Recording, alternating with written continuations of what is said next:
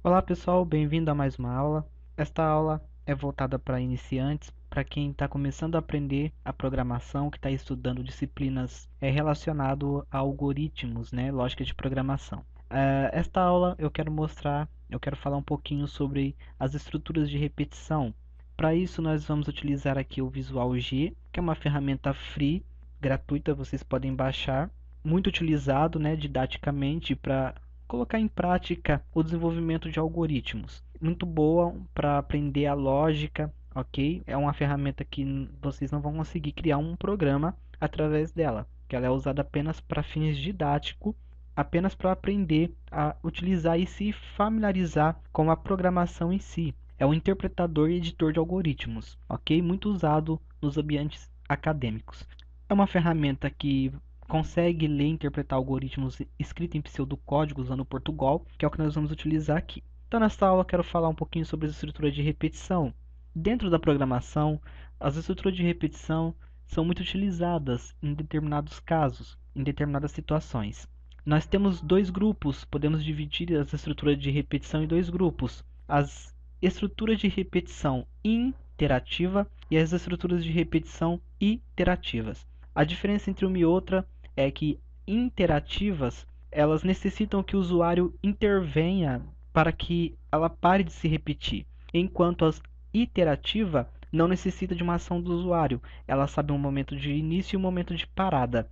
Então, são estruturas utilizadas para repetir um determinado trecho de código. Talvez em primeiro momento isso não faça muito sentido, mas depois, quando vocês estiverem num nível mais avançado de programação, vocês vão entender que essas estruturas são bastante utilizadas dentro das linguagens de programação, ok?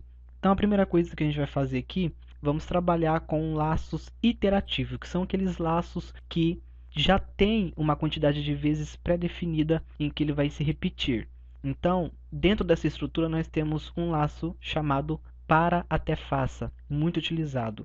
O laço para até faça, ele já tem a quantidade de vezes definida em que vai se repetir. Então, vamos utilizar um exemplo aqui bem fácil para exemplificar isso que a gente está falando. Vamos criar aqui um algoritmo que vai contar de 1 até 10. Simples. Então, a primeira coisa que a gente precisa fazer é criar aqui a nossa variável de controle, a variável de controle do laço para até faça. Então, vamos criar uma variável chamada i do tipo inteiro. A variável de controle de um laço de repetição, ela sempre tem que ser inteira, porque não existe meia volta. Um laço ele dá a volta completa, não tem como um laço dar uma volta pela metade, certo? Então, tem que ser do tipo inteiro essa variável. Muito cuidado com isso.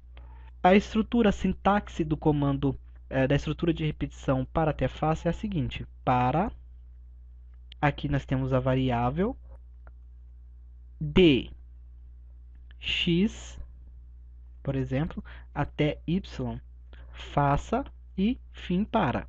Essa é a estrutura do comando. Aqui nós temos a variável de controle do laço, que é a nossa variável i que a gente criou. D, a gente vai passar o valor inicial desse laço, que vai ser 1.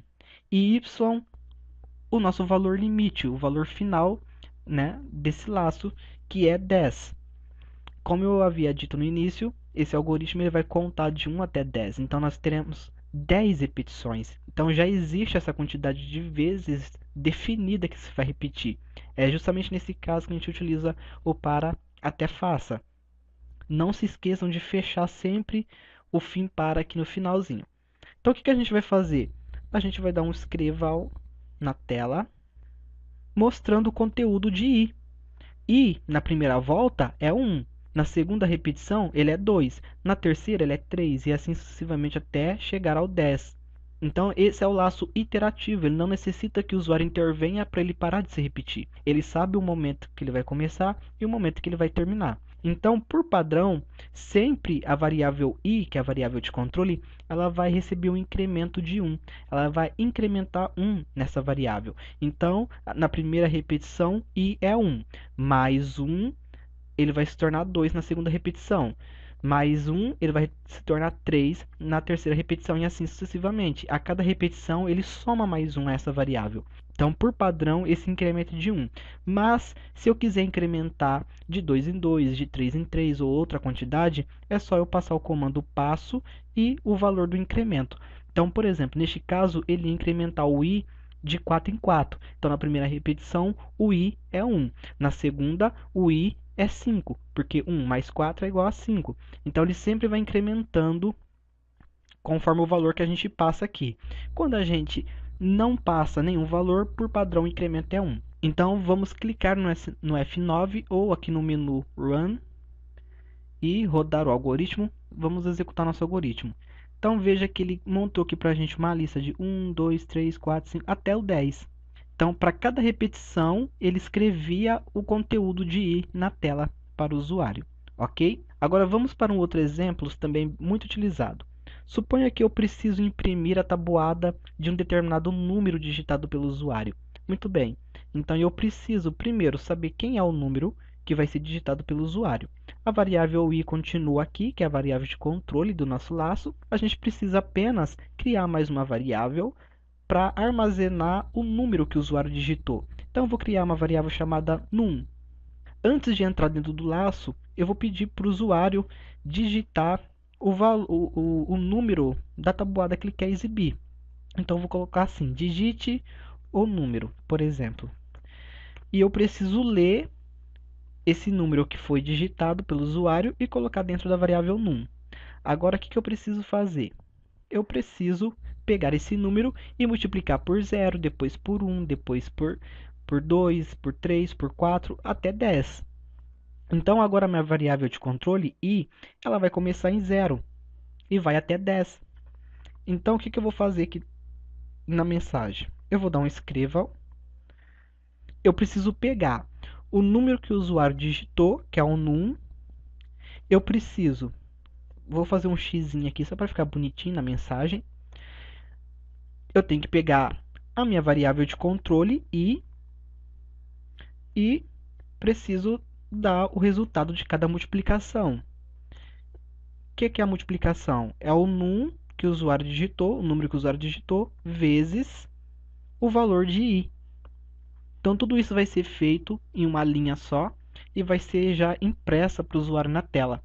Então, aqui, vamos supor que o usuário digitou 5. Então, a variável num é 5.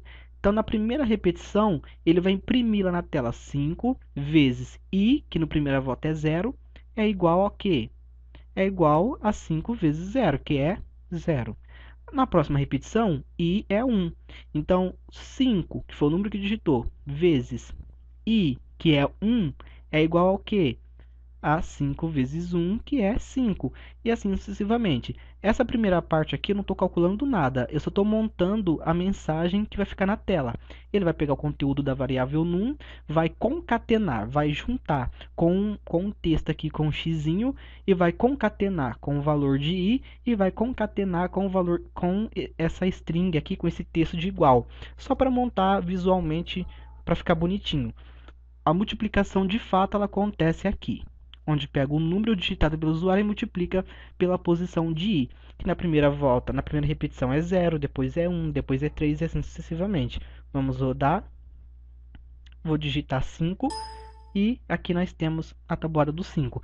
Então, essa primeira parte aqui, né, que é a da concatenação, é essa parte aqui, ó, só para montar esse visual bonitinho, onde ele pega o número que o usuário digitou, 5, concatena lá com o texto com um xizinho, concatena com o conteúdo de i, e aqui é o resultado da multiplicação que está sendo feita no finalzinho ali da linha do escreval, ok?